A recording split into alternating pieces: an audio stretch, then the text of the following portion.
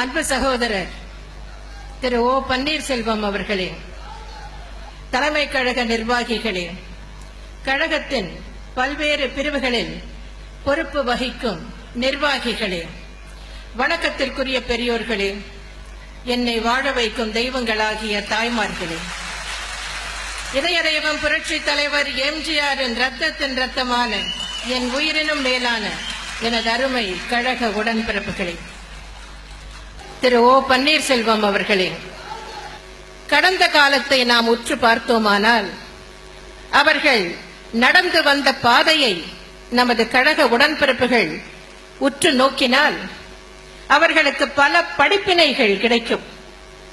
இன்றைய காலத்தில் இளைஞர்களுக்கு எல்லாவற்றிலுமே அவசரம்.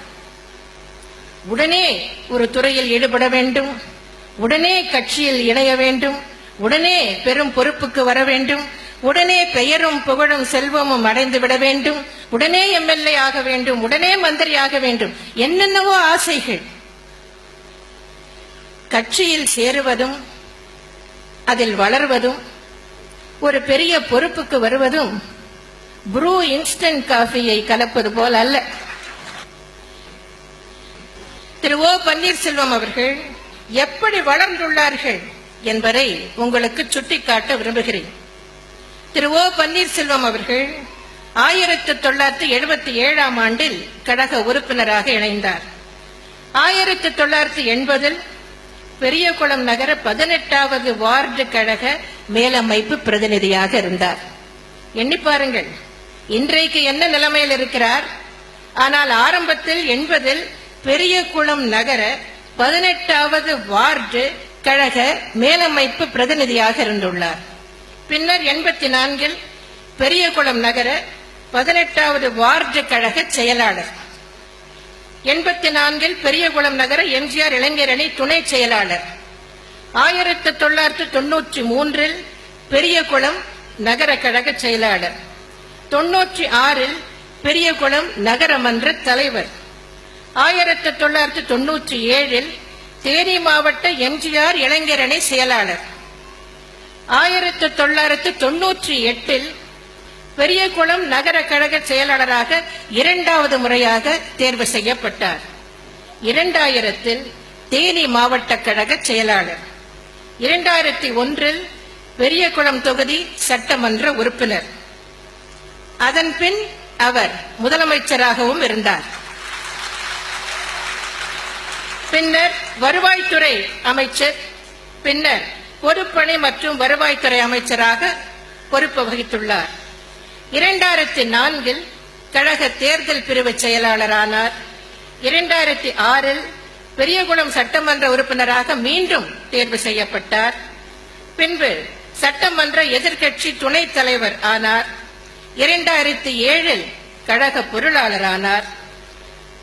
96, 99 மற்றும் 2000 ஆண்டுகளில் கழகத்திற்காக சிறை சென்றுள்ளார். கடந்த கால வரலாற்றை நீங்கள் பார்க்கின்ற போது நீண்ட காலமாக கழகத்தில் இருந்திருக்கிறார்கள். மிகச் சிறிய பொறுப்புகளில், சாதாரண பொறுப்புகளில் தங்கள் வாழ்க்கையை தொடங்கியுள்ளார்கள். பின்னர் அரசியல் வாழ்க்கையில் அவர்கள் படிப்படியாக முன்னேறி இருக்கிறார்கள். அவர்களுடைய உழைப்பு, இயக்கத்தின் பால் அவர்களுக்குள்ள விசுவாசம், தலைமையிடம் அவர்கள் கொண்டுள்ள பற்று, இவற்றின் காரணமாக அவர்கள் படிப்படியாக உயர்ந்துள்ளார்கள். அமைச்சர்களாக உயர்ந்தார்கள். நான் ஏற்கனவே குறிப்பிட்டது போல் ஒரு காலகட்டத்தில் திரு ஓ பன்னீர்செல்வம் அவர்கள் முதலமைச்சராக கூட ஆனார்கள். இன்னும் சொல்ல போனால் நம்முடைய வரலாற்றில் இந்த ஒரே ஒரு விஷயத்தில் தான், இந்த ஒரே ஒரு கேஸ் ஹிஸ்டரி தான் உள்ளது.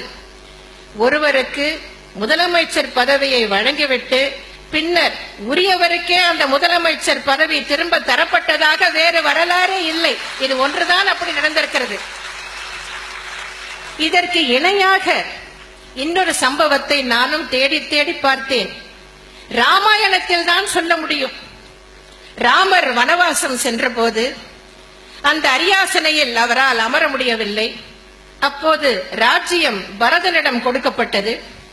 அந்த பரதன் ராமர் அமர வேண்டிய அரியாசனத்தில் அமர மறுத்து பின்னர் வனவாசம் முடிந்து ராமர் அயோத்திக்கு திரும்பி வந்ததும் பத்திரமாக அந்த ராஜ்யத்தையும் அரியாசனத்தையும் பரதன் ராமருக்கே ஒப்படைத்தார். இதை புராணத்தில் தான் படிக்க முடிகிறது.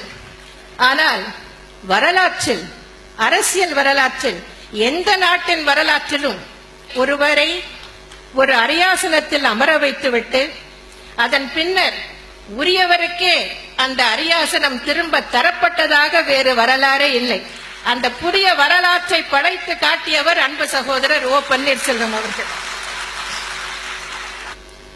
இயக்கத்தில் உண்மையாக உழைத்தால், இயக்கத்தின் மீதும் தலைமை மீதும் பற்று கொண்டு விசுவாசமாக இருந்தால், வளர்ச்சி என்பது யாராலும் தடுக்க முடியாது, தவிர்க்க முடியாத ஒன்று என்பது தெரிகிறது.